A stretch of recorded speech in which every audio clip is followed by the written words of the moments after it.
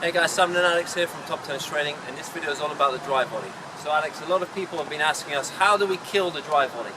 So what are the main things that you should focus on when going for that drive volley? So the main thing obviously is to try and recognize that drive volley early. So I see the ball go up and I think to myself, well, okay, I can get this one. So this is when I start thinking I need to move forward as fast as I can to make sure that I can get the ball as high as I can here, so it's like shoulder level. Obviously you don't want it to be too high over your head because that would be a smash situation, but if it's shoulder level height, I want to be in that nice situation where I'm able to go straight through the ball and almost treat it like a big forehand, but because you're so far in the court, you're able to actually hit the ball a little bit further down rather than going under the ball and brushing on the ball up. You can actually have a more of a straight path and then go down, or even a slightly downwards path if the ball is really high. So you have those options, but only if you recognize it early and actually get yourself inside that court to be able to put that ball away.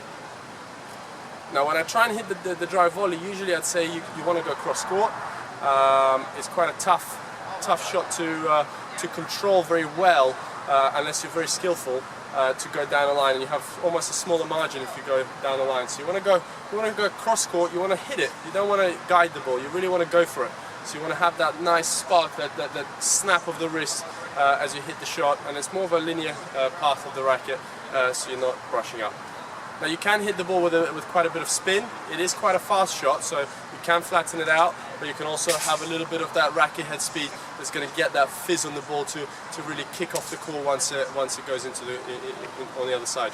Now when you're hitting that drive volley, do you want to be setting up and stopping, or do you want to almost run through the ball? What's the better option? The better option would be to stop, because whenever you're stationary, whenever you can just slow yourself down, slow your body down before the shot, you'll have a better chance of generating that power. I have the time to rotate my body and really go fully through it. If I'm running to the ball, you can also do it, so it's a running drive volley, but it's going to be a lot tougher to coordinate your body to really get that rotation and hit the ball through the shot.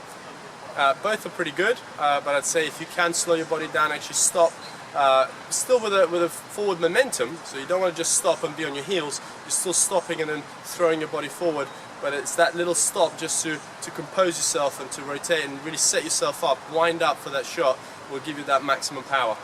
I guess the benefit of running through it if you're coming in to close it at the net, right? That's right. So if you, obviously don't stop yourself from getting forward.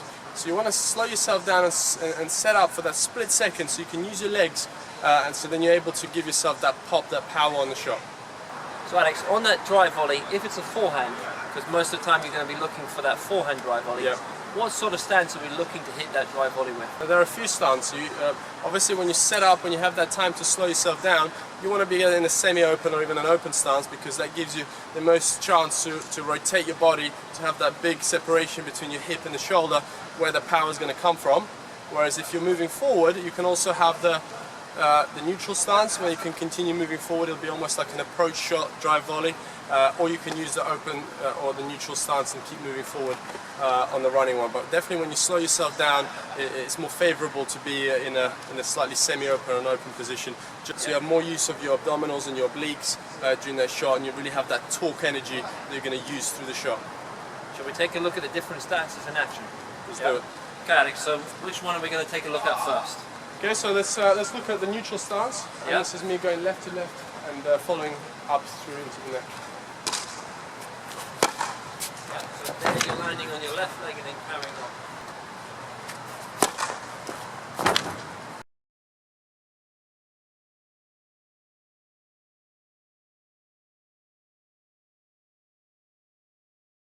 So there you're going left to left, and what is your focus on when you're doing that stance? So I'm using my left leg to drive, so this is my driving leg, so I want to put it, I want to get down, and I want to drive up as much as I can with the left, land on the left, and then have that first step after I land to be quite a big step forward, because I want to cover as much ground as I can after that shot, so then when the next ball comes back at me, I'm able to just put it away. It'll be more of a knock-off volley rather than giving myself a tough volley, possibly even in the feet if the player hits a good shot.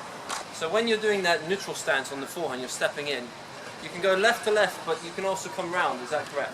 Yeah, just with like a ground stroke that you're hitting from the baseline when the ball has bounced, you can also do that on the drive volley. But on this one, you obviously can't jump up, so you have to be stable on the ground. you just have to stay calm, and as you hit it, you can rotate and bring your body around. Again, this could be on a kind of a mid-court high ball, which you stabilize for, and then you continue through it, but you have to stay quite calm on it. You can't be elevated, can't be jumping during that shot.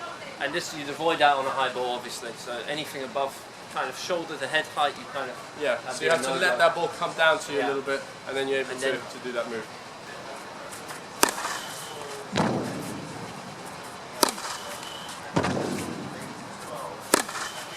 Let's take a look at the open stance. What are we going to do on the open stance now? Okay, so the open stance, if you're running through with the open stance, this would be a slightly wider ball. So I'm going to get to the open stance, use the outside leg and try and continue moving forward. So this is where I don't slow myself down, but the ball is a little bit further to the right, so I'm not able to put my left foot forward, and I still want to get close to the ball. Yeah.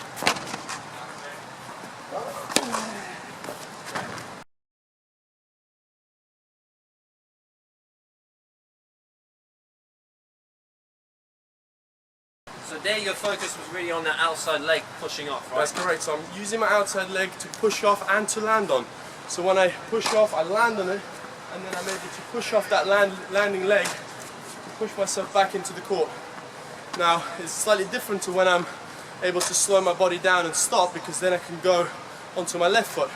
Whereas in this situation, I had to use my right to right, and then make sure that that right foot is on the outside of my body, so I'm able to push off the outside to push myself back into the court. Otherwise I'm going to be in trouble, and I'm probably going to get past in the next ball.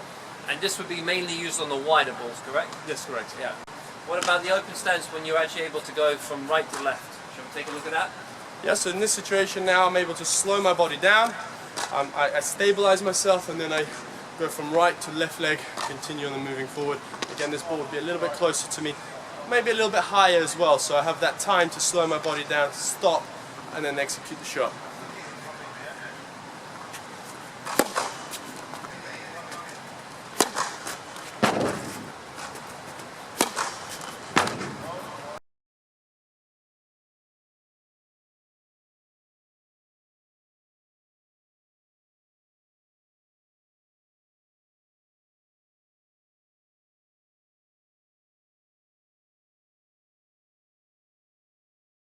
So Alex, now your focus is really on that push forward, is that right? That's right, so I'm really launching my body with everything I've got forward. I'm jumping onto my left leg. It's almost like I'm fully committed, there's no going back, and I just let go and I go for it. Everything you've got, put all your body into it, and see what happens.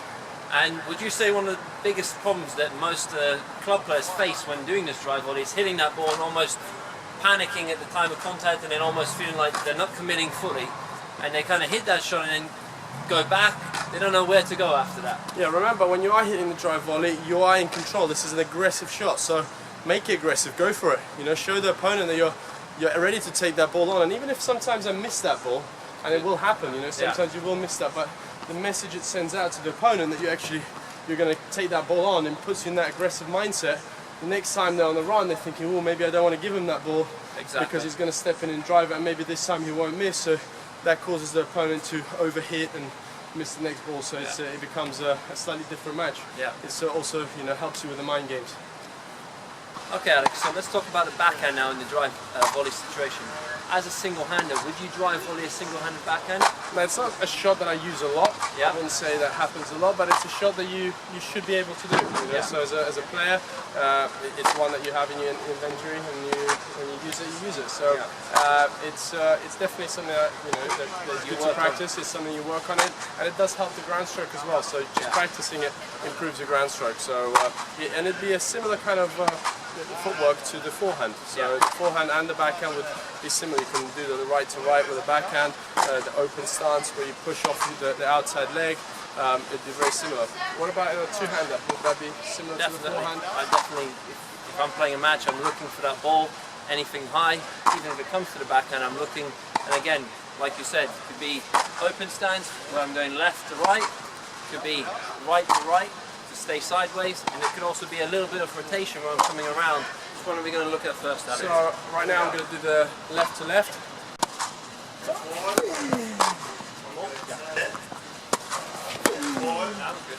So now we're going to look at the left to right.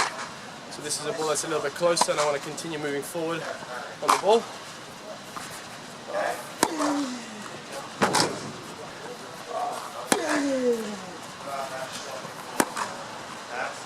And that left to right there, I'm focusing on going as forward and through the ball as I can, almost throwing myself through the shot to give myself more power.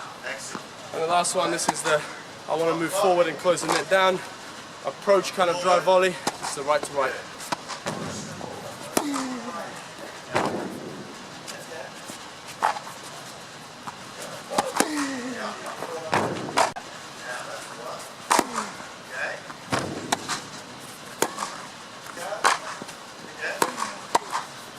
So being a two-hander, I could also do that right to left, where I focus on rotating a bit, because I have that top hand for the control.